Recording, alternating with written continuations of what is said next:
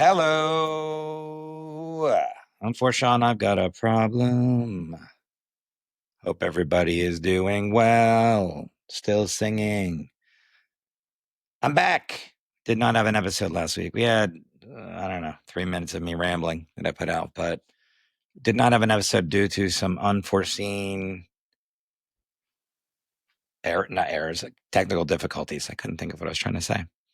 But we have an episode this week. Well, as I'm recording this, I think we're going to have an episode. If it's out, if by the time you see this, if I am on the YouTube or whatever platforms you listen to. Last episode that was out, I did a comment corner. I didn't do a good job. I listened back to it. I want to criticize myself. I just kind of read the comments like this. I was like, anybody? This guy says blah, blah, blah. I'll do a better job reading comments. Maybe I was good. Maybe I was cliff noting. I don't know. But when I was listening back to it, I'm like, am I just mailing this in? Comment corner, the first edition of it. I have some phone calls today. Let's get into those real quick.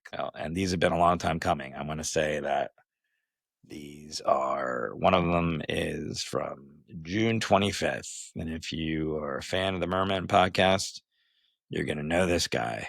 Hard to understand because supposedly he's speaking English, but I don't know. You be the judge. G'day, Forrest.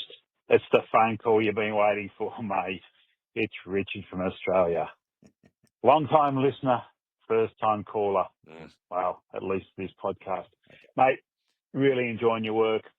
Love your guests each week. So relatable. Every week, your guests say something that I just really, really strikes home with me. I really appreciate their candor and sharing where they've been, what they've done, and how they've dealt with it. Most of all, mate, not one of them has told me to find Jesus. I really appreciate that. Anyway, I'll wrap it up. I know you don't like long ones. You broke up with me with ID Cat. You broke up with me with the Merman. Please don't break up with me with this one, mate. I'm nervous. But, keep up the good work, mate. And, talk to you soon. Cheers. Richard from Australia. That's pretty coherent. I liked it. I appreciate all the nice words, Richard. That was really nice. I am going to do everything in my power not to break up with this one. I'm producing it myself. I really have no excuse. I've had excuses. The other podcast, ID Cat, that I did with Jim, Jim wanted to move on and do a different podcast. So that wasn't really even my podcast. I was just a co-host, So the Merman, Dave, this is gonna be startling to people, but I have a sexual harassment suit against. No, I'm kidding. No, that was like a money thing because it costs us money to produce. And I'm doing this by myself, which it's very evident. I didn't even have an episode last week. But thank you, Richard. Thank you for donating to the podcast as you always do. I appreciate that. If anybody feels like donating money, it's at forrestshaw.net. Go to the podcast section. There's a little button there. You don't have to, but I've appreciated everybody. I've always give you a shout out when you did it. Look at this fancy microphone. And maybe as donations come in, I'm just kind of keeping the money there that I might start hiring somebody to help me do this so it looks a little fancier. I think it looks okay, actually, but, is another caller, and they've called in before, but they're calling in with a question. So I like this. Here we go. Next phone call.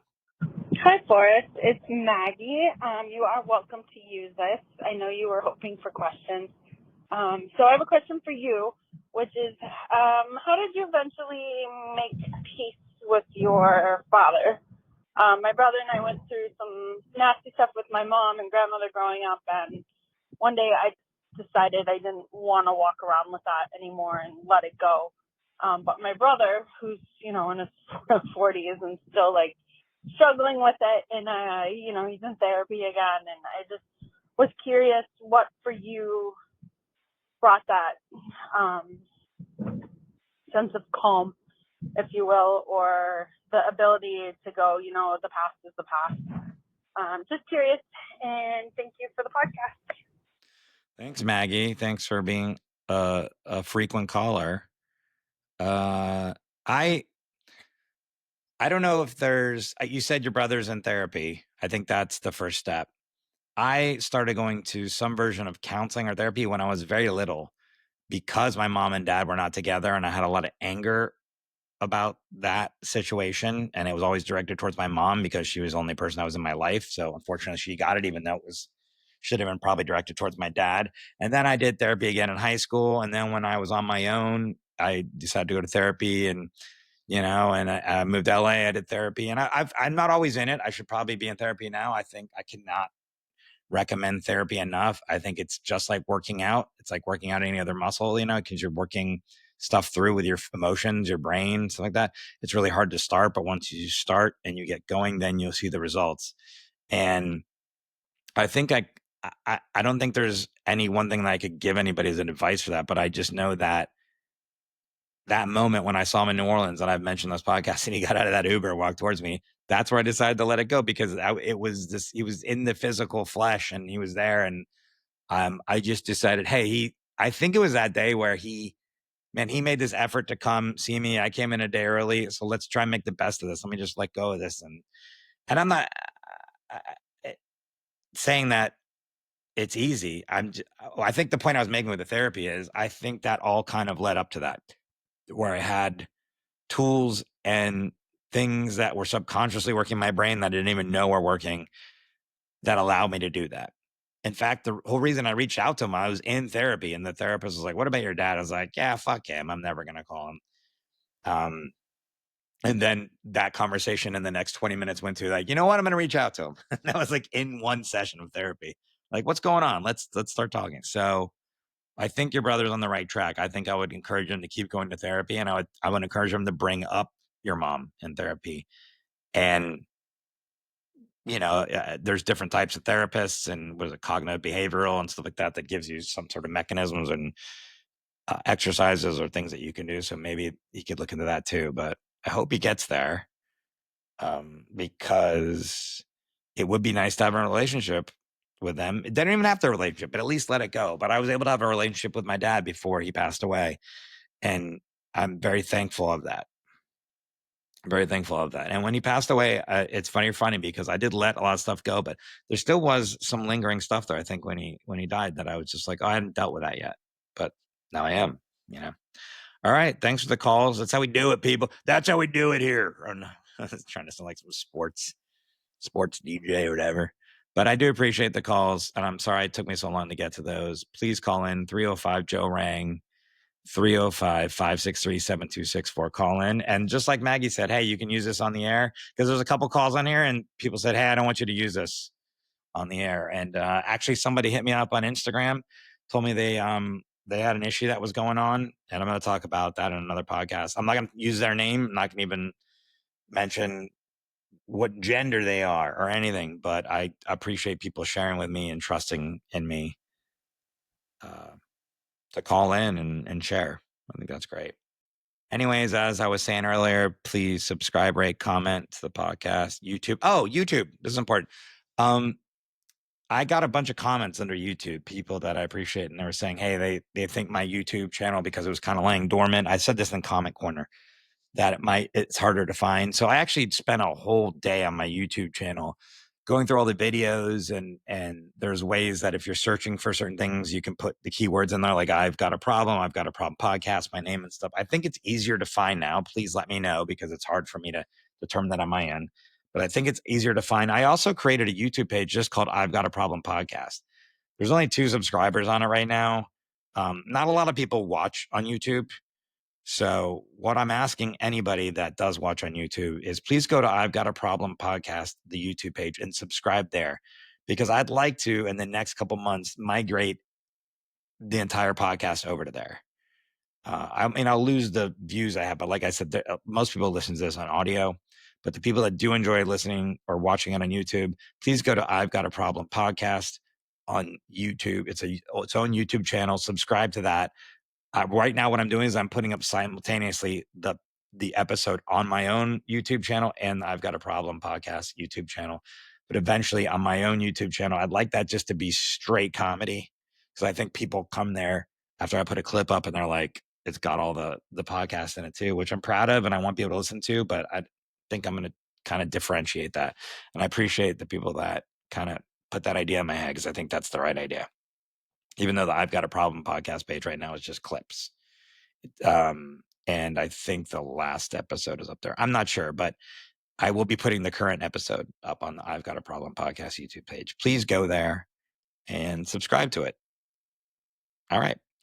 With that out of the way, let's get on with the episode. My guest today is Jamie Wolf, a very funny comedian that I met about a month ago at the Las Vegas Comedy Cellar, and I really enjoyed hanging out with him, and he agreed to do the podcast, and we had a good time. All right. My guest this week is Jamie Wolf, who is a comedian, and he was just named a Time Out New York comic to watch in 2025. He's a regular at the Comedy Cellar in New York City, and he has over 270,000 followers combined on Instagram and TikTok. Find him anywhere on any social media platform at Jamie Wolf Comedy. Thanks for being here, Jamie. Thank you for having me, Forrest. I'm Jamie, and I'm an opiate addict. Is that how you start normally? Oh, I actually start by asking, because the name of the podcast is I've got a problem. So I always say, what's your problem? So what's your problem? Well, I guess my problem is addiction. Sure. Yeah, you get that. Yeah, By the way, definitely. you don't have to answer that. It could be something happening right in the moment. There's no wrong answer to that question. So. Yeah, I mean I guess ultimately my deeper problem would be intense anxiety and feeling like low self-esteem, I guess, that causes the addiction issues. That it's not causes, but those are the emotions I'm hiding from when I'm performing the addictive behavior. So I guess my real problem would be like a deep anxiety and just a low self-esteem in general. That would be the deeper answer than just saying addiction, because I'd say addiction is a symptom of those problems. And some people would have like great anxiety being on stage, public speaking, and like that. When you started doing, I don't know how many years ago you started when you were comedy. You know, when you started out, was that exacerbating all this, or what was it? You know? Yeah, it was 8.5 years ago is when I started. I would say that it definitely was. I mean, we're going to talk about all this, but it was more of I was trying to replace my addiction to opiates with a new addiction, and I thought like a healthier addiction. I guess it's healthier, probably. But it was more, it wasn't, it was again about like the rush. It wasn't totally about like, obviously I was drawn to the art form and like that specific way of expressing myself. But I feel like it was, when I first got into it, it was very similar to when I'm starting drugs, which is like a crazy adrenaline rush that like, I feel like totally alive and I feel totally there for a second.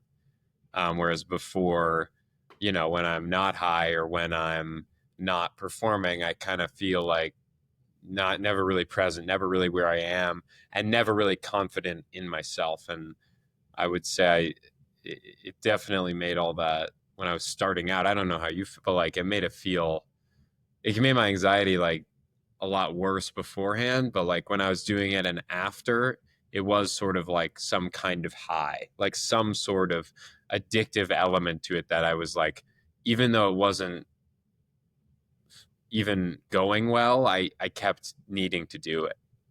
Yeah.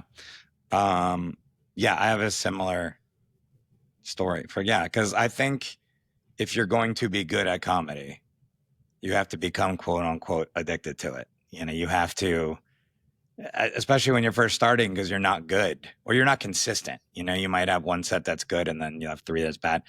And so you're chasing that, first of all. But you also are like, if you're, you know, eventually, I think at the beginning, maybe you don't quite know what you're doing, but eventually you're recording your sets, you're listening, you're rewriting jokes, you're trying to figure out like the mechanisms. But in doing so, it is a healthier addiction, but it still can affect your life. I've had many like relationships that just went by the wayside because of comedy, because you have to explain to a person why you're going to do an unpaid show for the 3rd night in a row that you have to drive 50 miles each way to. And it makes sense to you and every other comic that shows up there. it's you show up and everyone's like, yeah, we're not crazy, and you're like, yeah, I mean, sort of, but Yeah. But so yeah, but it was to better than normal. gambling for me. Yeah, so Oh, I agree with that, and I think it's like there's one to explain to other people that like didn't do comedy. It's almost like I'm being like, yeah, for the third night in a row, I'm gonna go get like do crack again, and they're like, but maybe we could like stay in and not do it tonight, and I'm like, no, I have to. And at the beginning, like it's what you just like the relationships around the rest of the relationships in my life sort of eroded because everyone was like, why are you doing that? And then obviously once it starts that you start making money, it's so dumb, but that's when people are like, oh yeah, that's yeah. totally acceptable. Or Yeah. they aren't. Like some people like in my like relationships I've been in, they treat comedy when it was my actual job, like literally how I made money. They treated it like it was not. Like for instance, someone in the past had asked me like um to uh to not so like take nights off from comedy to like hang out with them, and I was like, but it's like that's like how I make money. That's like if I asked you like, hey, could you just take Monday off so we can hang out from your 9 to 5? Like, I was like, that's literally how I make money. And now obviously, I think now with the perspective of time, I'm like, that was part of me. That was kind of me thinking about it like an addiction because you can just take a night off. You can, but You can. to tag on to what you said earlier, it's a great analogy. You said, "Oh, I'm going to go out and smoke crack for the third night in a row because I've got to get good at smoking crack." I mean, it's it's different than that, but it is. I think with entertainment, people know that there's work involved, but they don't know. Like I used to be a marine biologist. That was my former job. We talked about that a little bit when we were in Vegas together working at the Comedy Cellar, and but. Uh, I remember everybody that I told I was a marine biologist, like, yeah, I wanted to be a marine biologist too when I was little, but then they find out they have to take organic chemistry and like and other classes. And you're like, this sucks, and so people don't do it, And by the way, I don't think you need to take organic. You probably actually need to take organic chemistry. I have to look back and see if I took that, but I think that's part with entertainment too. They know that's work that goes into it, but they don't really know unless they've done it. And I had so many friends that number one were like, I had a lot of friends that are like, you're not funny. Why are you doing stand up? Which is already, you haven't even seen me do a set yet. I mean, and then I had some friends that like 2-3 years in, there was like a moment where I had some friends that were like true friends that came up and said, hey, like, I didn't say anything before. I was going to kind of tell you that maybe you should move on. But now I see like you made a breakthrough like in comedy and you're like, I see it now. But then once you get good, people want to come out to your shows. And there's very few jobs where your friends will come to your job to watch you do your job and then get fucked up while they're doing it. I mean, a lot of friends, from my friends are drinking and I'm sure they're high. A lot of them are going to gamble after in a casino if I'm there, Yeah, totally. And so that mindset changes where like after the show, let's go. I've got 2 shows tomorrow. I don't really, I'll have a drink here and there. I'm not a big drinker, but some friends are like, let's go out after. I'm like, I just want to chill. It's midnight. I got to wake up and do a podcast or whatever.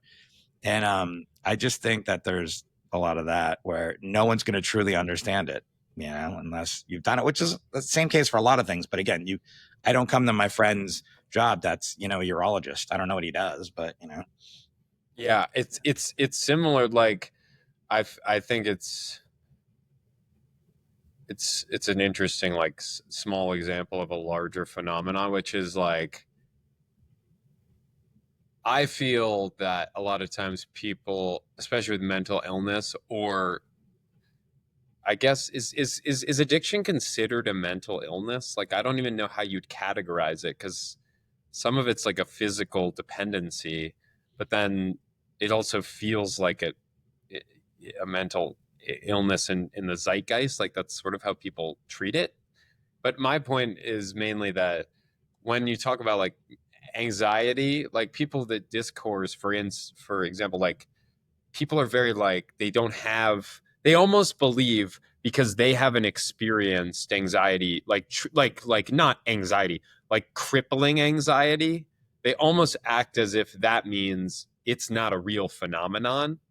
And there's like a lot of people now, especially that are like, oh, everyone's anxious. Like there's plenty of like comedians that do bits about like, anxiety. Everyone's fucking anxious. You know what that's called? That's called like whatever. It's just like we're all anxious. And I'm like, no, you're not though. Like you don't understand what we're talking about. Like panic attacks and just being nervous about like a job interview are different.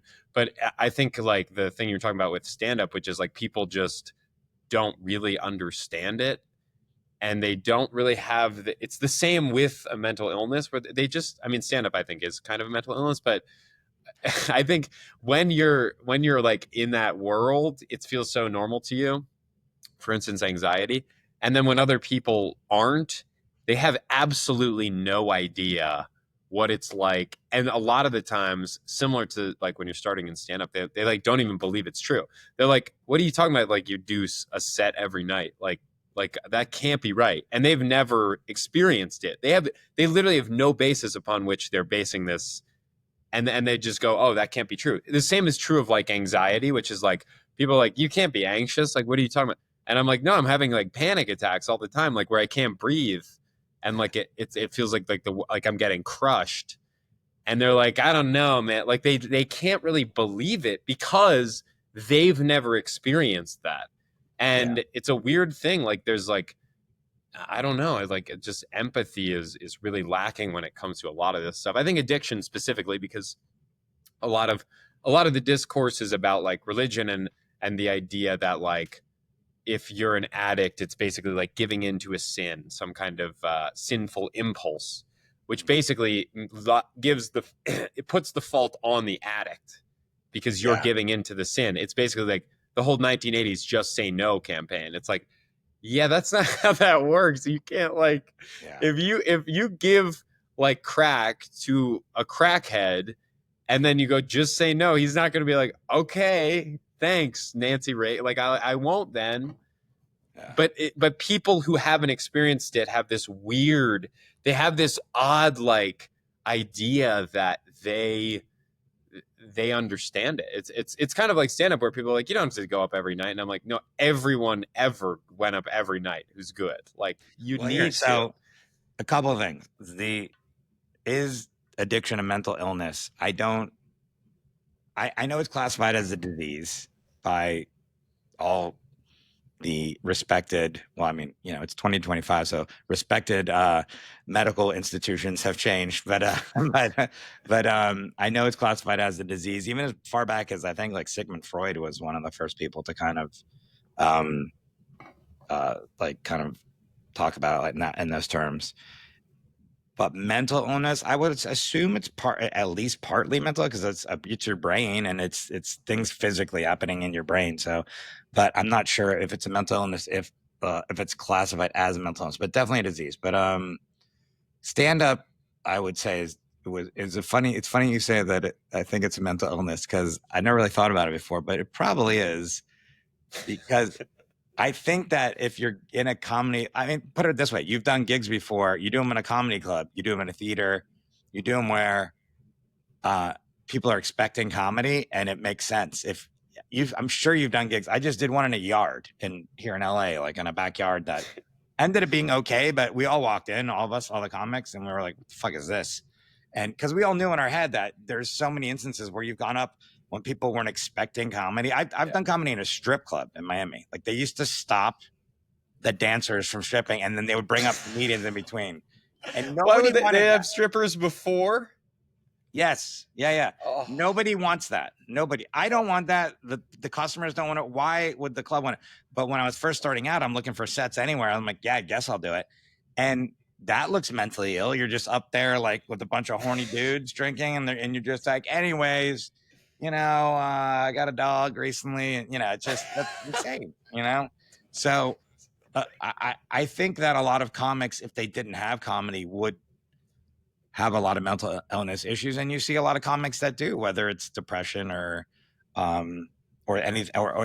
even more severe than depression thing. I think that happens. So I think that's a funny way to look at it is comedy as a mental illness. It's controlled mental illness. Like, and when it's done right, man, in a 2,000-seat theater, a 2,000-seat theater, Yeah. man, it is beautiful to watch that mental illness come out of That that is the thing. Like, you can have people that they get so good at a mental illness that it's like connective. Yeah. Not in real life. I just mean like stand up. Yeah. But yeah, I think like about like my deeper problem, I guess. Yeah, it's like anxiety and like extreme pessimism, just not believing things will work out. Well, that's really what it comes down to. Is I just don't. I was raised atheist, which is sort of a crazy way to raise a kid. Like, I get like becoming an atheist, but telling a kid like when you're 5, like, hey, there's no God. When you die, nothing happens. That's kind of crazy. And then you're like, where do you take comfort as a kid?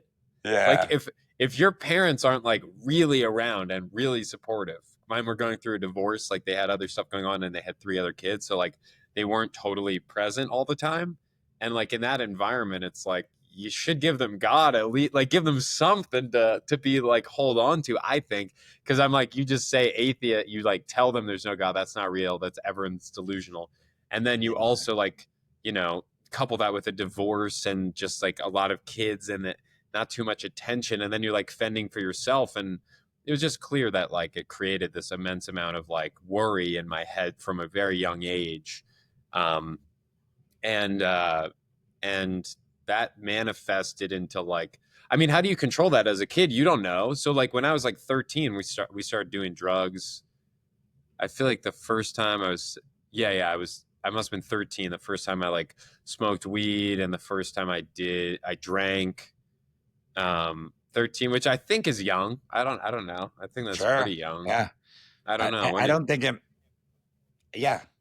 It's definitely young. 13's young. I mean, if you saw a 13-year-old walk by, like, they'd look like they were 7, first of all, and yeah, that's definitely young to be doing anything like that. The God thing too is interesting because my mom was, I don't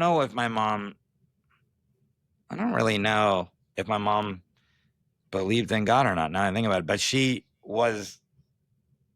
liked crystals and things like that. So there were some sort of energies and spirit and stuff, but she never was like, we're not going to believe in a God in this house. Or that's like, she kind of let me explore my own. I went to a church camp with my friend to see what that was like. And I was not into that.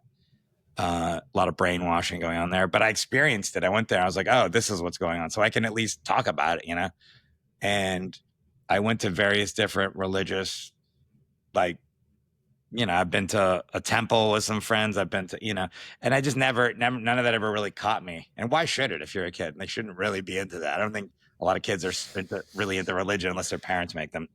But just being told you're going to be an atheist is kind of funny. It's just like nothing. But so 13 is when you were drinking or doing drugs or both or? Both. Yeah. There was a couple friends. Are your parents together, or was it just your mom growing up? My mom left my dad when I was very young, like 2. They've both since passed away. My dad very recently, and my mom like about 6 years ago now. So yeah. I'm sorry. The mood down, but yeah, I mean that wasn't even the question you asked. So I mean the mood wasn't up. We weren't discussing like what do you find most joyful in life. But I do think that like part of it is like the kids. So to explain, when I was 13, we would go over to a kid's house his parents were also divorced, and his mom was like, you can do whatever you want as long as you do it in the house kind of parent. And she was often like just kind of doing her own thing, like at home, and not really with us. There wasn't really supervision, I would say, at that house specifically from a parent. So we would just like, drink and smoke weed. And then we, obviously it just escalates. One thing that was like, it was tough because for 3 years, we basically just got high all the time. Like we just smoked a ton of weed. And then we got into, like we started doing shrooms. First time I did shrooms, I was 16. I did like this is actually a funny story, but the first time I did shrooms, I was 16 years old. I did a heroic dose, which is like 4 grams or something like that. Like just a full dose of shrooms. Yeah. Me and my 2 friends did them. And I freak. We're at my house. My dad's gone. And so it's an empty house. It's just us three. I freak an hour in because my brother comes home with his friends. There's like 8 of them, and he goes, "We're about to have like a big party." And I'm freaking out. I'm like, "Oh no, like there's people and we're tripping and like I don't know. I just freak because I was on shrooms and I couldn't handle it. And I was like, everyone's got to go. You got to go. Like I'm gonna stay here, but I'll I'll text you guys. Obviously, like anyone who's done like a lot of shrooms, it kind of sees how I went wrong there. And I'm like, everyone leave, leave, leave. So what I did was I was 16 and I had no like trip guide or anything. I was just me at home with my brother and his friends, and we weren't hanging out. I was trying to avoid them. I don't know why. I was scared that they'd find out I was tripping, I guess. So I go up to my room, I turn off the lights. So I crawl into bed, lights off. First time ever coming up on shrooms, and this is to this day the most shrooms I've ever done in one sitting. And I had like a horrible stomach, like oh, I'm sick, and I had like a total ego death, and I'm going through like what was happening was I was living back my life in my head, like during the trip, like thinking of like of like every bad moment in my life to that point. That's like it kept going through my head, and I kept reliving it, and and my stomach was sick, and I don't know how long it was, and then it felt like forever. Like in the moment, it felt like an eternity. I didn't have like a sense of me. You were like a waterbed away from being in a sensory deprivation tank too. Yes, yes, dude. That's exactly right. And but I was already having a bad trip when I went up there. So like I could see how that might be fun if you're having a good trip, but in that moment it was the wrong choice. So that happened for I don't know how long. And at the time, it felt like forever. Mushrooms either. The first time you're doing them, you need to have a friend there that's like helping you. That's like, totally. All right, put your phone down. Don't go back to it. Like, dude, totally. We're gonna put on some Pink Floyd. I know. Oh my God. Yeah. So that happens for like hours, and I finally come back to being a human and like knowing that I have a self and have a place, like and a body that I'm operating, and I come to in my bed and I just pissed everywhere. I just pissed the bed. Just covered in piss, and I turn on the light and I'm like, wow, that was crazy. And then I go to the bathroom to like shower and get the piss off, and I shower, get the piss off, and then I look in the mirror and it's that was like the trigger that started it again. And then I come to again like have like ego death, and like I don't know where I am. Am I in a place? Do I have like I'm not a being anymore? It's like it just feels wider than that. It feels like experience devoid of like an agent or like a point in time. And I go back through like moments in my life of shittiness and like sad things, and times where I felt like isolated and like things were going wrong, and then I come to again like an hour later on the floor of my bathroom covered in piss again. and it was like third time. Yeah, it was just I had just pissed myself again. You're well hydrated. I mean, that's good, you know. Clearly, that's true. Yeah, that's honestly a good point, because we had heard, we were like, you got to like chug water. I don't know why, and also we were chugging water because the shrooms tasted so bad. We were like chugging bottles, so I had so much piss in me, and it all came out onto me. And so I shower again, and I get out, and I look at my phone. It was like maybe like 2 hours later. Yeah.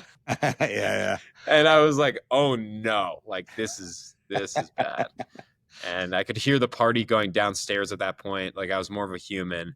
I went and like got my laptop and like kind of just like stared at it. But even if I was still like feeling really negatively, and like I had this weird feeling of like looking optimism. It was weird because I was like, okay, that was so shitty. Like that feeling of reliving all these bad moments over and over and feeling like it was forever. Like I literally felt like it was an eternity, because your sense of time is just gone if you do that much shrooms. Yeah. That I was like, okay, now that like that's over. So for I swear to God, for the next 6 months, I was like really happy, because I I was like, oh, this is, at least I'm not like stuck in an eternity of like the suffering that I felt like I was in during that trip. And that was the first time I did shrooms. That wasn't the last. It was the first. I did them. I've probably done them like, I don't know, 6 to 8 times in my life now, but never that much again. Or no, one time that much, but this time I knew to stay with my friends. Like I did it. I did the same amount again, like in college, but this time we had a group, and our group was like really good about like. I remember my friend was like, "We're gonna have a buddy system. Okay, no one's alone ever. So if you're ever going away from the group, someone goes with you. Like I swear, even to the bathroom, like in the dorms." Yeah. So like I would be like, I have to go to the bathroom, and my friend who's also named Jamie, he'd be like, I'm going with Jamie, and then we'd like walk out together. But And it felt like, be alone. no, Yeah. no, dude, no, never again. Not when I'm tripping, never again. And then, okay, so, but mushrooms weren't really like opiates was like what really was your downfall, for lack of a better word, I would say. Yeah, I mean, this is a story of a lot of people, but I got like 2 major surgeries, major knee surgery. I was 17 years old, and I got like a bunch of like tooth surgeries basically around the same time, like just a couple months later. Yeah. And to that point, we've done recreational like oxys and perks when we could find them. I'd say like every 2 months, I'd say someone at school had something like that, like a surgery, and then they got pills, and then they would sell them, and we would do them. And I really liked that feeling. Like it was a feeling that was just like, it wasn't crazy like shrooms. It wasn't like disorienting to me the way like weed was. And I never liked drinking, so that was never a problem. But like, it didn't make you feel confused. It didn't like make me feel stupider the way drinking does. Yeah. But it just kind of made me feel nice. Like it just kind of made me feel okay. And I wasn't like super into it. But then I got this knee surgery, and I vividly remember this. I think I told you this in Vegas, but my surgeon, he gave me a pill bottle for like I got the knee surgery. Then the day after, he gives me this pill bottle, and he says, hey, this is what I remember him saying. I could be wrong, but what I remember him saying is, this is enough for 6 months, but you're supposed to just take it for 2 weeks and then throw it out. And I think there's like a confluence of factors then. One is that I started doing it recreationally, so I knew that was an option. Like I didn't just take him at his word. Yeah. And I also was in a tremendous amount of actual physical pain at the time because of the knee surgery. So I started taking these pills like way more than it's prescribed. This is just such a classic story in America, because he was obviously getting kickbacks from Purdue for overprescribing. That's why he would do that. Because people when I tell this, they're like, why would he prescribe you 6 months worth if you only need it for 2 weeks? It's because at the time, doctors were getting paid by Purdue under the table to prescribe more opiates. And wait, hold on. So do you believe that? So do you think it's twofold? Like he's getting paid to prescribe more, but also the unwritten thing they're saying is, oh, well, let's hope he doesn't get addicted. But, they're kind of like, that's read between the lines. Like, oh, and if they get addicted, then we're producing more of these. Yes, because this was like 2014. So that year, you knew. Like the data was totally clear that these were addictive pills. Yeah. Like it was just fully out there, and everyone knew. But Purdue still wants them prescribed, So that's my theory. I don't know why else he would do that. None of this is proven, but that's my theory. And then I just start doing like, he said, I think take one every 12 hours for 2 weeks. I start taking them every, this is how it happens. You take one every 6 hours, and then you're like, man, I probably need one every 3. Yeah. And then you're like, every 2 hours isn't crazy. That was like every 2 hours. That was what it was. It was oxys. Yeah. Those were sorry. So that first surgery was perks. They were perk 10s. Yeah. And then I got a mouth surgery like 2 months later that they gave me oxy 35s, which are like crazy. Like that's very strong. The numbers, 30. milligrams. Is that what you're saying? 35 Yeah, milligrams. 35 milligrams. That's like a ton. Yeah. And it was a mouth surgery. I think that's why, because the pain's supposed to be worse in your mouth, whatever. But that is when I remember being like, oh, I really need that. Like I remember that was the first time I remember waking up at night kind of sweaty, and I didn't know why, but I knew I was in pain physically. And I was like, okay, I just take a pill and I'm all good.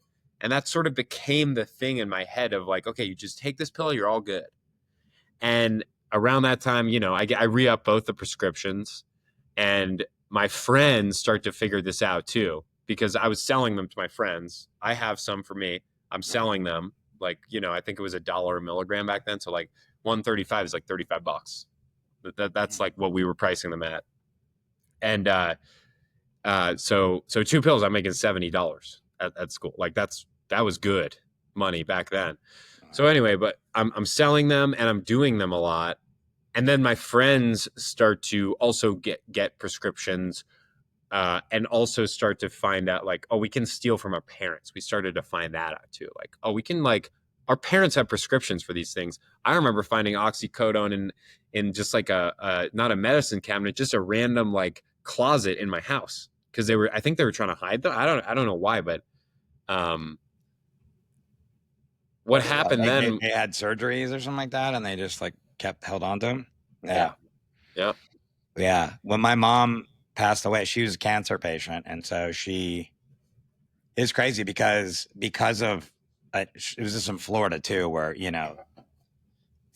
I think that's like the ground zero, right, for like the pill mills and all that stuff. But one of her prescriptions was for fentanyl patches to like reduce her pain. She had a blood cancer called multiple myeloma, and eventually it spreads to your whole body. You fracture easily. You have severe pain everywhere and stuff. So it was a time release fentanyl patches, and the amount she was doing by the time she passed away was just so she was like titrated to like basically live without being in pain, and they like prescribed her Dilaudid and stuff like that too, but when she passed away, there was like, she tried not to take that stuff if she didn't have to. So there was a bunch of stuff left over, fentanyl patches, Dilaudid, all this kind of stuff. And luckily that was not my addiction, because if it was, I was like a caretaker. It would have been bad. It would have been bad to the point where she was probably in pain and needed these medications, and I'm not. But I went and picked up her medication a lot for her, and I was always surprised that they would just give it to me, even if it was in her name. I mean, I had her ID and other stuff, but sometimes they got to the point where pharmacies wouldn't, like, they would say, hey, we're out of the patches, fentanyl patches. And I'm like, all right, what CVS has them? We're not legally allowed to tell you.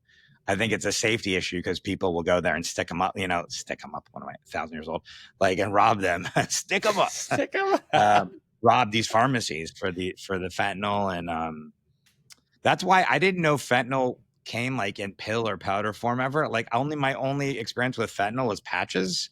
But of course it comes like that. So when there was this whole epidemic of fentanyl being cut on the cocaine and stuff like that, I'm like, what are they scraping the Like, I had no concept of that. Like, I was like, thought it was a time release thing. But I think you can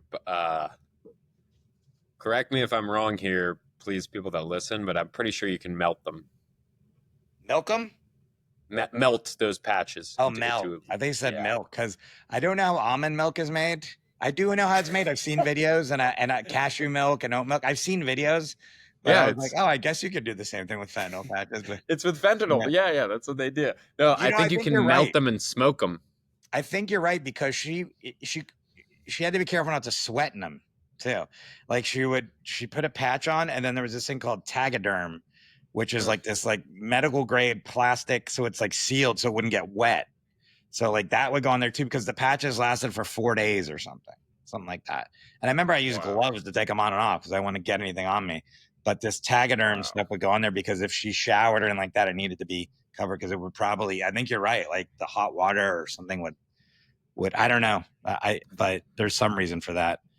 But anyways, when she passed away, I had tons of, it wasn't just Dilaudid and there was like a couple bottles of morphine, there was fentanyl, but it was all these like gabapentinol and muscle relax. I mean, it was like, and so she lived in the Florida Keys, which is like basically a small town, and you're supposed to dispose of this stuff at police stations. They have like pill disposal thing, which I'm always like, who has a key to that? By the way, who's going in there? Like, it should just be like a flaming pit. You're throwing this stuff in there. So, but the box was like the size of a laptop that they had, like just to put. It was like sealed, and I go, I need to. I've got more stuff than that, and they're like, what? Why do you? Like they started questioning me. It's like my mom. I was like, I'm trying to do the right thing here. I want to put this somewhere so it's not going, because the doctor's saying throw it away. I know there's an issue with people, just with people urinating out medication and how it affects the blood, the water cycle and stuff like that, let alone people just dumping pills into the trash and into the toilet and stuff like that. It's all getting recycled in, you know? But yeah, I'm sure there's addicts out there that were like, man, I can't believe this guy got rid of all these pills. But yeah. So. Yeah, that was I mean, we didn't get rid of, and that's like the time when you realize, when you start searching for it, there's a couple moments where you're like, oh, this is probably in retrospect, it's a problem, but at the time you don't really see it that way. One is when you start like going to random people's places, like, because we would just hit up whoever had it, like locally, like whatever kid had their parents had a prescription, we would know. Yeah. And we would sometimes, not sometimes, one time I remember this kid who he was like, yeah, my mom has a prescription. This is so crazy. And he was like, it's in her bathroom. And I swear to God, he goes, if you guys can get it, you can do it, but I can't go in there. So we had to go over to this guy's place.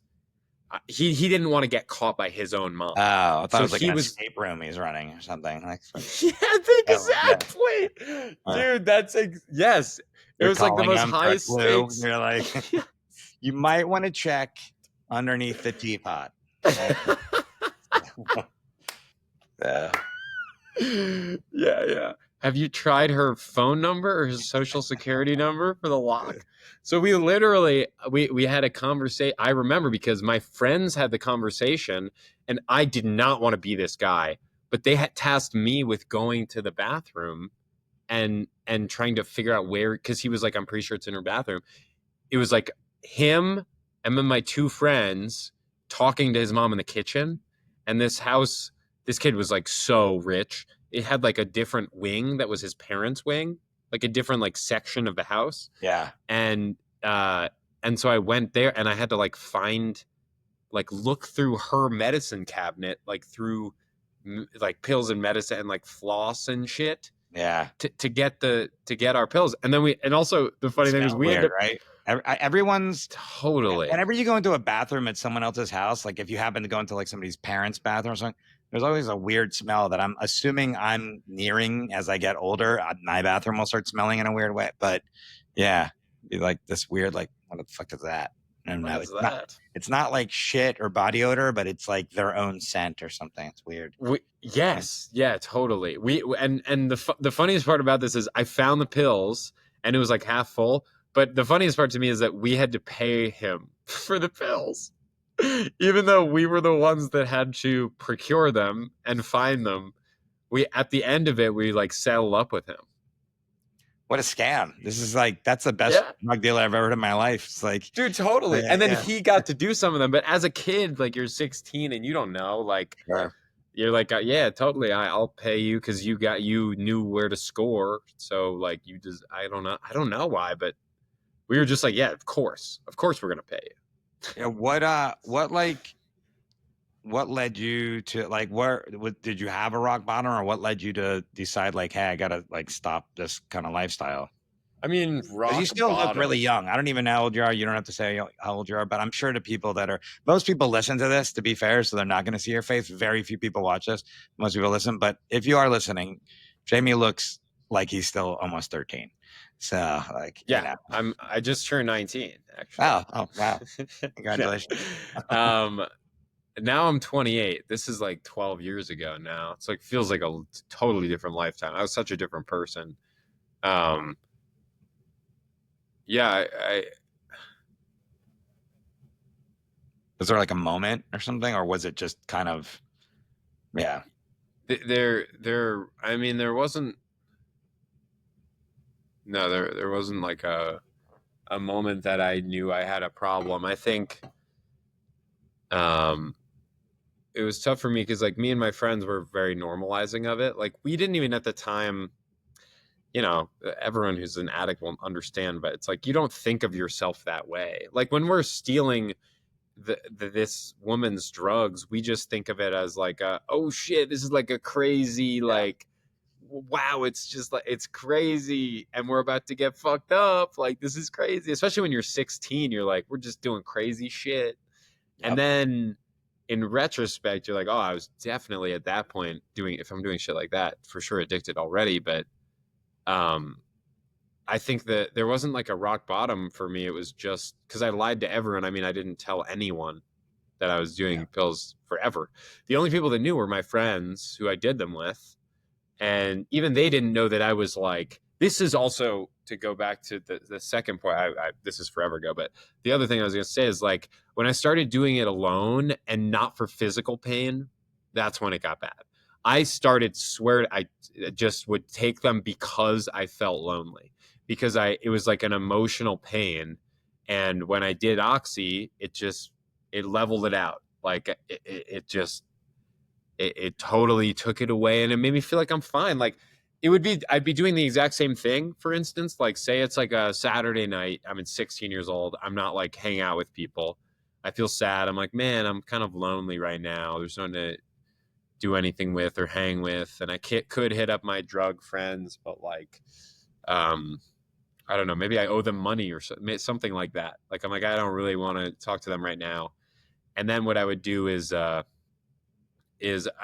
in that moment I'd be like surfing like watching YouTube, some shit, and then I would be like, you know what would make this feel better is Oxy. So it was very much like an emotional band-aid that was just it went from physical pain where I think I probably needed it after surgery. I don't know what else you take after surgery, to like Well, just it fully transferred to emotional. Just I don't even at somewhere along the line, I don't even remember when, but I kept doing that and I kept lying to people. And I would like take it and go to fucking baseball practice and shit and like hang out with my girlfriend at the time and my family, get like take it and then have dinner with my family. And all that shit was like just totally under the radar. And I mean, I guess the if we were to pinpoint like a horrible experience, this wasn't when I realized I had an issue, but by the way, you don't have to, but yeah. So no, yeah, to pinpoint one, let's fucking do it. I took it and then me and my friends were drinking and we took probably 435, so like 140 milligrams of Oxy, which is like just crazy. I mean, it's just crazy. I mean, to also at that point we did it a lot, so our tolerance was higher. Like I think if I took that now, there's a chance. I think there's a chance I could like die or go catatonic or something, especially if I was drinking too. But I'm not. you could Don't have quote done me that. on that. That could have been the case then too. I mean, it's not a safe amount. Like, Yeah, that's true. Yeah, yeah. It's not That's like not it's to be not like you're young and you got a six pack and you're in shape. And I mean, you're in shape now too. I've seen you. I'm just like doesn't mean anything. Like it's like it's a great point. Yeah, it could have killed me then. Totally. That's a very prescient point. And then we decide we're like, oh, let's go see a movie. Let's see a movie. And I want to fucking sorry, I just want to look up because I know this movie. It's like Adam Sandler. It's the funniest movie to go to. Oh fuck, it's not. Yeah, I went to some movies. Yeah. But before that, I was like, why do we do that? Like sometimes your brain is like, yeah, was it Little Nicky? No, wait. Oh, that wasn't it. Damn, no, this is the wrong one. Blended. Okay. Oh wait, no, that was a different time. Oh, okay, wait, the one I'm serious thinking. one? Was it like Punch Drunk Love?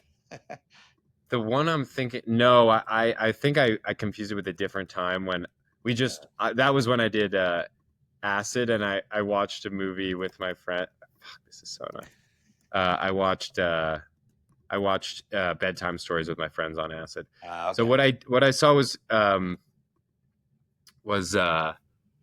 I believe it was Prometheus at the time. So I was born in 96. Yeah, this is 2012. Okay, yeah. I was born in 96 and this is like 2012, I think into 2013 time period. I'm 16. We go to see Prometheus in theaters, which is a prequel to Alien, Yeah, whatever. but it's super dark. It's like, Super dark and everything. really? Halfway through, we drank. I drove there fully on 140 milligrams and after drinking. I to this day don't even know how we arrived. But the next thing I remember was like we're watching this movie and it's like it's bad, like it's very bad. But I'm so high that like I'm kind of disassociating. I'm not really there. But I can, even when I'm that high, I was kind of like, the writing isn't like, it's not good. The acting, I didn't even buy the performances, and I was like in a coma. So I started to feel like this discomfort in my stomach. I was like, ooh, I don't like that feeling. It didn't even, because I'm on oxy, it can't really hurt. Like it's not that you can't feel pain. It's just like, it's more I'm like experiencing discomfort in my stomach. I think if I wasn't on oxy, it would have been like very painful. But I was like, oh, it feels like big. Like it feels like my stomach's too big for my body. And I was like, okay, I'm going to go to the bathroom. I went to the bathroom and I had eaten Skittles with drinking and doing oxy. And we were like shit, the snacking on rainbow. Skittles. Yeah. I threw up the rainbow. Like I threw up like colors. Yeah. And one of them was red. Maybe it was blood. Maybe it was just like a red Skittle. Strawberry Skittle. Yeah. That's exactly right. That's what I said. And then I just threw up, and I remember like just I couldn't really like stand. I started feeling like woozy, and I like sat down on the toilet for like I don't know how long. And I just sat there. I was like, you just got to get back to your seat. Just get back to your seat and you'll be okay. And I got back to my seat, and it was, I guess, like 20 minutes later in the movie, and I'm just sitting there. I don't tell anyone. I didn't. This was my thing. I just lied. I obfuscated. I didn't tell anyone at the time. And we're just sitting there watching the movie. And like, I'd say 30, 40 minutes later, it's now like the movie's like we're an hour 15 into the movie. And we were all just like, this isn't very good. Like, we should probably just like head out. So we just like left. Not because I had like, I don't know if it was over or whatever it was in the bathroom, but I was it was saying, because the movie was so bad. That's why we left. yeah, and I know you're like saying, oh, maybe this is the moment or something, but I found with this podcast and the time that I've been doing it is, I think going back to what you're talking about at the beginning too, about people trying to understand things that they don't really, whether it's comedy, addiction, whatever. I think people think with addiction, addicts and non-addicts, that like there's got to be this moment, because that's what we see in the movie. There's this rock bottom. He's on the sidewalk in the rain. He's done his own vomit. And I found that it's usually when you start heading towards some recovery, it's not like a linear thing. It's like a buildup of you kind of saying like, okay, well, that happened, and so I don't want that to happen. So I'm going to try and go to this, and maybe I'll try this roadblock. I'll stop doing this. I'm like, and I think it's because for me, at least, it wasn't like clean. My recovery still isn't, So yeah, I think that rock bottom is a term that gets thrown around, but is necessary, I'm really glad you said that. I couldn't agree more. And because it's like, you could say like anything is any like really shitty moment like that as a rock bottom, but like after that time, I did, like when we drove home, I was like, oh, I'm not gonna do, like I should stay off pills, and I was like, let's like not do them for a few months. Like that was like kind of crazy, and I felt like I threw up, and it didn't even, like, the craziest part was like I knew this was really wrong, is I threw up and it felt like good. Like I was like, oh, that feels like great to like get that out,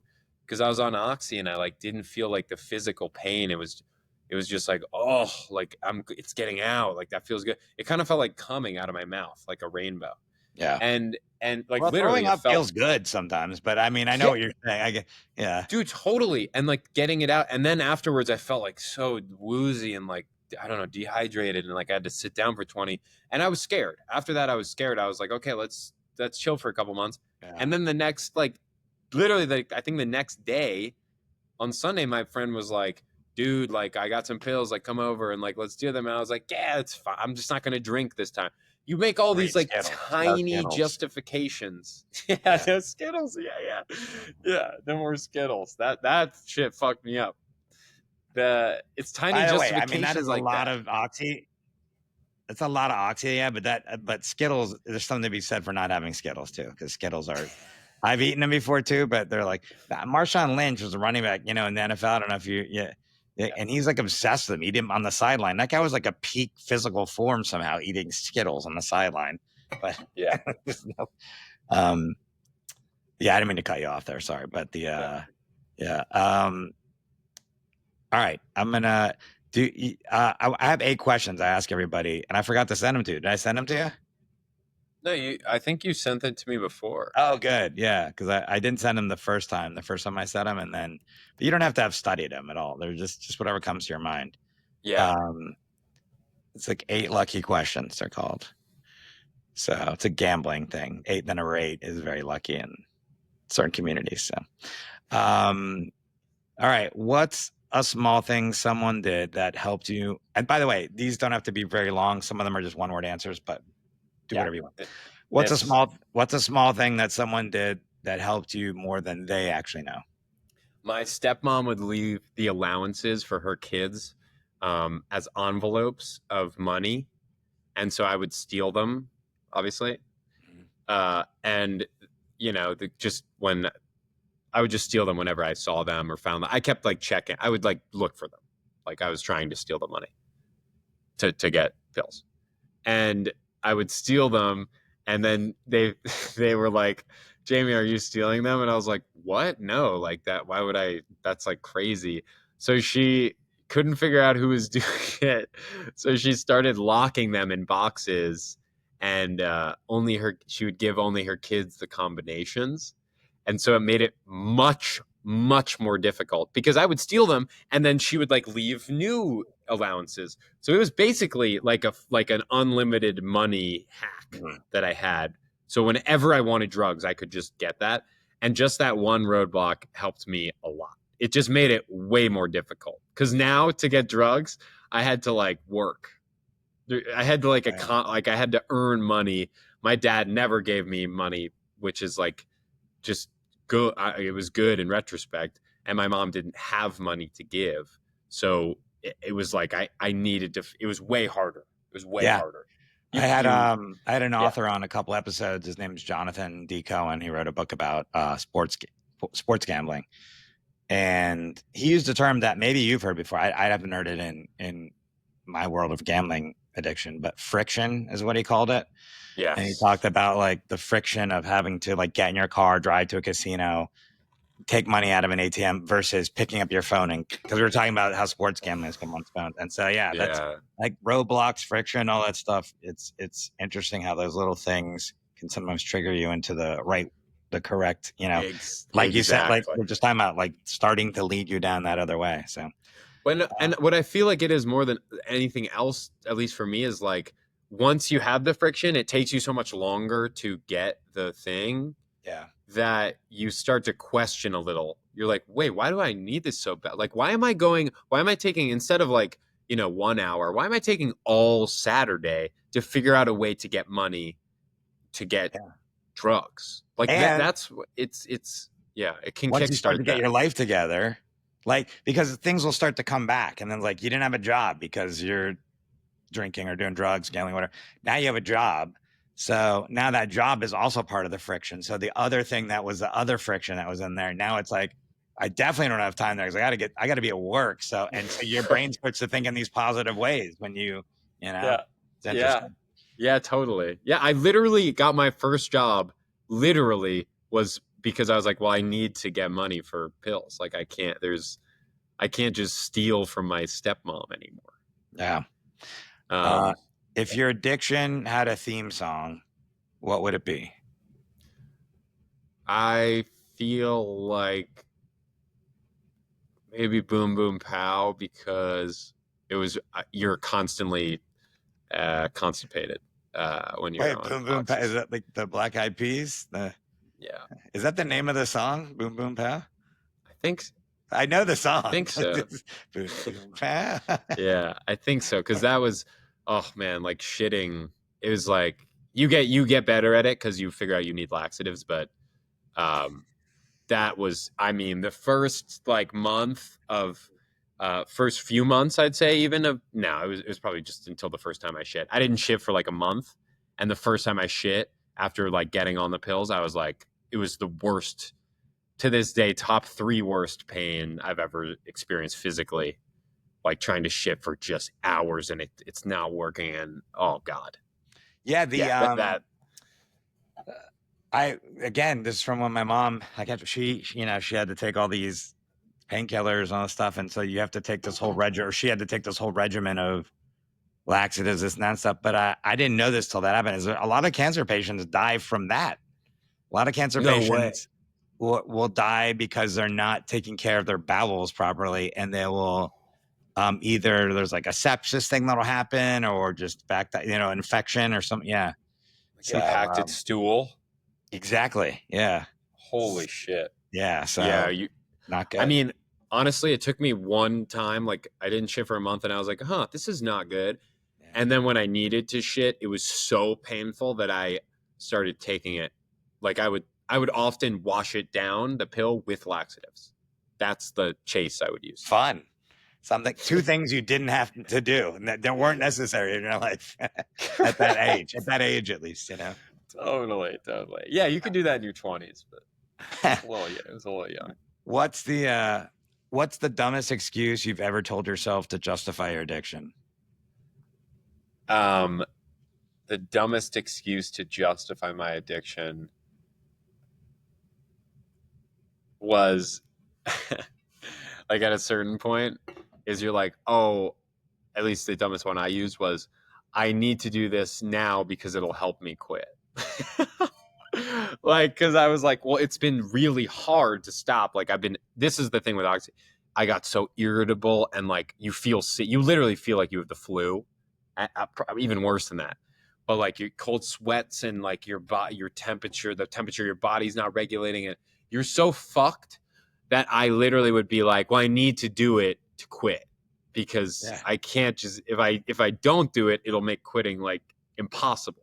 Yeah, makes sense. Because it's going to feel so shitty. It does kind of make sense. Makes sense, but it's absolutely ridiculous at the same time. Yeah, exactly. Yeah. Exactly.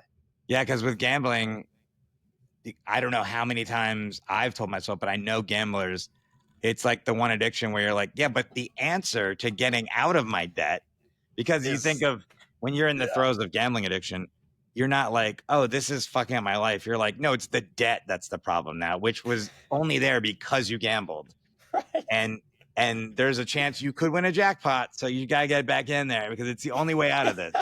It's crazy. Yes, yeah, totally. It almost makes sense for both of us, by the way. Yeah, like it checks out. It's like if you start from a crazy worldview, the logic is pretty sound. Yeah, I've sat at tables before. I don't know how much gambling you've done, but sometimes you'll be at a table game and they'll have like a progressive jackpot that just keeps building up that people are buying into, and it might be $1 a hand or $5 a hand. And sometimes it gets up to like $400,000, $500,000. I've seen some that are $1 million in Vegas. And I cannot tell you, almost every time you're sitting at that table, the discussion eventually goes to that progressive jackpot. Anyways, like if you, hey dealer, if you deal me this progressive jackpot, I'm gonna break you off a little something. Like you start coming up with like all these snares, like that's gonna, and my life's all I need to do is, and it's just like, oh God, idiots. What do you think is the worst addiction? Food. No one has ever answered their addiction when I've asked that question. Very interesting. Wow, really? Yeah. Oh, that's food, so interesting. Why do you say food? Because gotta eat. You have to do it. You need to eat. And like I literally couldn't, if I had to do oxy, like I couldn't stop. I don't know how you manage a food addiction, even sex addiction, which like you kind of have to have as a human, sorta. Even sex is not the same because food, you have to do it like every day. You must eat every day. So that to me, it's the hardest one. Yeah, I know. I think about that too because it's like you have to eat, but you have to eat in a certain way. I'm sorry, you have to eat, but you have to eat in a certain way, or else you're fucked. Yeah, and you got to like read ingredients. That's the hardest thing. I'm currently like when I saw you, I'd already lost some weight. I'm still losing weight. And I'm sticking with it, but man, it's hard on the road. And it's like, you have to read the ingredients. I'm in the airport. I'm always like, all right, how much added additional sugars are in this? Cause there's like sugar, then there's additional added sugars. And then you're looking at like, are these good or bad carbs or God. And it's very difficult. Yeah, I think you're right. And I've never really even explored if I have food addiction, but I think I've talked about on this podcast, I probably do, because the one time I started talking about it on here, the way I was treating food was the same. There was times recently, because I was the biggest I'd ever been until about 5 months ago. And yeah, I'd be so full. And I'd be like, well, let me just go get some Taco Bell now or something and throw it into this full gullet that I have. It's bananas. So do you feel like, does it feel the same like hole emotionally that gambling did? Or is that not why you gambled? I guess there's different reasons people. Yeah, I think no, there's definitely emotional holes you're filling with gambling, because it's the similar thing. Like when I get to a casino, or if I put a bet in, or sports bet or something like that, it's like when you're taking a pill or something like that, you're immediately like, oh, everything's good now. Yeah. Everything's good right now because dopamine's being released, adrenaline's going. There's a chance I can win the progressive jackpot, like all this stuff. So then, like I'm encased in that world until that money runs out, which is the same thing. That's when the high comes, like, when you run out of alcohol or drugs, whatever. So once that money goes out, and that's why, like, I remember someone years ago that I was dating didn't know I had a gambling problem. And I just said, hey, let's go to a casino. And they didn't know I had a gambling problem. And I won like a huge jackpot, thousands and thousands and thousands of dollars. And they were like, let's go. And I was like, no, let's keep going. And I ended up losing almost all of that before I left. Wow. And that's just because I was like, I can literally gamble at a higher level, like monetary, than I was an hour ago. And I could be here for another 6 hours or something. And then, and hey, they just gave me a free steak dinner. Let's go in there. And now I'm up money and I'm in there eating and mixed. And it's like, yeah, no, it's filling all those holes. Don't worry about that. What one word would you use to describe your addiction?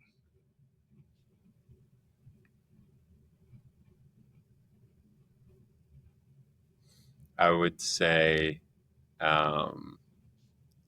cyclical. Cyclical. All right. Yeah. It felt like emotionally, and even like the thought patterns, it's just the same thing every time. You have such a short memory as an addict. It's like, how like professional athletes, they're like Aaron Judge is like, you gotta have a short memory. You strike out, you can't let that bother you. It's the the day you throw up, you gotta short memory. Tomorrow you're back at it. You can't even think about that. Yeah, that was a running thing in Ted Lasso. Be a goldfish. Yeah, I think that's like the last line of the series. Really? Or something like that, because his kid's playing soccer or something. I mean, that's definitely a thing in that series. Like, hey, what one word would you use to describe your recovery?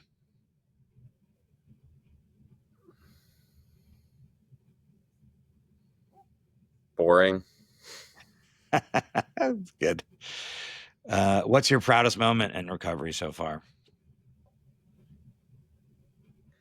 I can't think of one specifically, but I get really happy. Like, I could even say last week, when I'm spending time with like my family, and I'm present and I'm with them and I'm thinking about them and I'm like talking to them and I'm engaged with them every time. Not every time, but when I can, I try to have the perspective of like, you just appreciate that, because I was just so gone from their lives. And even they they didn't understand at all, because they didn't really know I was doing drugs. But like, when I'm present with them back then, I'm not engaging, and then mostly I'm just trying to avoid them. So I think the moments that I can spend with my like family, where I'm really with them, that's when I'm proud of myself of like, this feels like you're making you've changed. Like this is different. You're behaving very differently. So Yeah, that's great. All of those ones. What's the worst advice someone gave you while you were struggling? Replace your addiction with a different addiction. Yeah. Yeah. I don't know if you've heard that one. Yeah. I've heard that. I had a friend that told me to start playing poker because there's skill to it.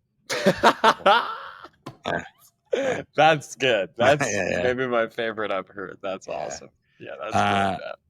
Last question. What advice do you have for someone that is struggling? You have to talk to people about it. Talk to other people about it. Like, doesn't have to be AA or NA, but I mean, those are definitely helpful, and they have like a way that they operate and like strategies that have worked for many people. But I just think what the most helpful thing about that is you connect with people and you talk to people about it. Don't keep it inside. Like for years, I mean, I explained, but like I didn't tell anyone for years. And the recovery starts when you start talking about it. Even if you're sober and you're not talking to people, you haven't started recovery. I don't believe it. Yeah. It's funny because that question gets answered in that umbrella a lot, which I like, because I do a little outro after this, and that's kind of like what I say usually when the podcast, and I think that's really important. I think if anyone gets anything from listening to this podcast that needs it, I think that's always a great thing for them to know is gotta talk about it. Otherwise it stays inside, and no, nothing's gonna help you in there, especially if you're on 4 grams of mushrooms on your bed. And you're pissing yourself. Pissing yourself 18 times, whatever you did. You're pissing it, and then you're looking at it, and you're on shrooms, so it looks like you pissed the rainbow. It looks like you pissed Skittles. Get a lot of colors in your life, like with a lot of stuff coming out of your body. So why didn't you describe that shit that you took after a month? I don't even want to know what that was. Thanks for being here, Jamie. His name is Jamie Wolf again, and check him out. Super funny. You can see him. I think he's at the Comedy Cellar for the next foreseeable future. I think you're there every week in Las Vegas, but I know you're in New York. You're at the Comedy Cellar always too. Yeah. And at Jamie Wolf Comedy are all of his socials. Go check him out, follow him, and thanks for being here, man. Yeah, thank you for having me. I really appreciate it. All right, thanks again to Jamie for being on the podcast. We talked a little bit after about how I'm every guest I have on, I got to have back on because we just don't get to everything. And there's a whole nother world there of stuff we didn't talk about. But I appreciate him being on the podcast. I appreciate you guys listening to the podcast. And like he said at the end, and like I always say, reach out to someone, talk to someone if you're having problems, even if it's not addiction related. It helps. If you are feeling suicidal or you're going to hurt yourself, you know the drill. 988 in the United States and Canada, where I just came from. Hello. United Kingdom, 0800-689-5652. Australia, 13 11 14. Finland, 09 25251 0111. I should go to the Wikipedia page, list of suicide crisis lines, and make sure that maybe they're updating their numbers. Maybe the word is getting back to Germany, and they've just got the number 1 now, or 0. Be very Germanly efficient. Thanks for listening to the podcast, everybody. I will see you next week. I love y'all.